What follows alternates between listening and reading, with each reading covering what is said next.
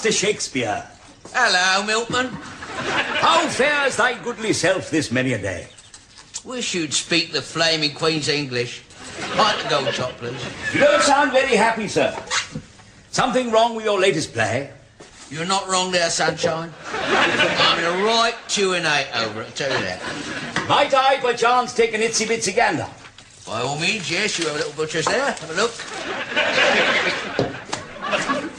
Oh, no. What do we know? No, don't like it. What do you mean? No. Would it not be a shade better to say, now is the winter of our discontent made glorious summer by this son of York? Well, that's all a bit fancy, isn't it, eh? Bit on top, that. What's the matter what I writ there, you know?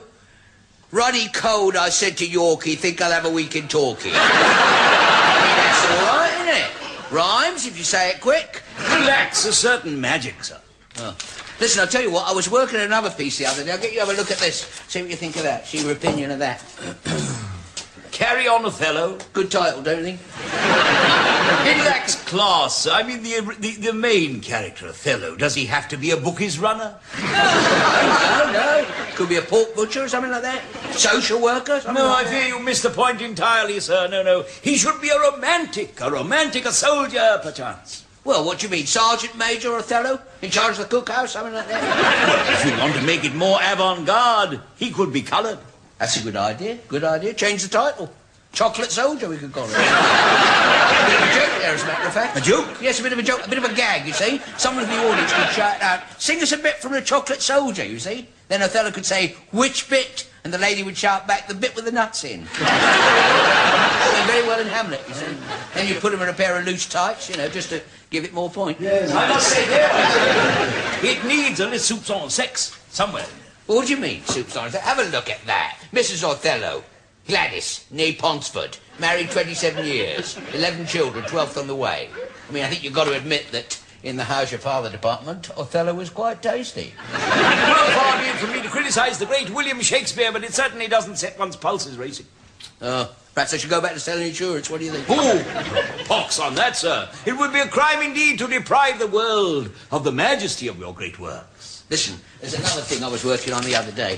Have a butcher's at that, see what you think. Oh, Julius Caesar. Yes. Don't like it, do you? You don't like it at all, I can tell. Well, what would you have written? Eh? Well, I would have written something like, friends, Romans, countrymen, lend me your ears. I come to bury Caesar, not to praise him. Well, that's a bit poncy, isn't it? I mean, look. We'd better plant Caesar before very long. It's a very hot day and he's starting to pong. I mean, goodness. Listen, anyway, I can't rabbit away here. I've got to motor on with this. I've got a deadline here for Saturday. Richard the 111th. Started it. What seems to be the problem with that one? Well, I'm stuck right at the end, you see. He's just finished the battle, Richard, you see. He's all in his jack. He's just standing there. He's trying to call for help, you see. Calling basically for help, and I can think of nothing for him to say. Well, much as I would like to stay and proffer my assistance, I fear my milk round is still very long, and all on foot. How weary, stale, flat, and unprofitable seem to me all the uses of this world. You ought to get the co-op to give you some transport. Ah, if only. A horse, my kingdom for a horse. That is it. That is it. That is what Rick would say at the battlefield. That is it. I fought so hard, me legs gone wonky. Will somebody fetch me a bleeding donkey?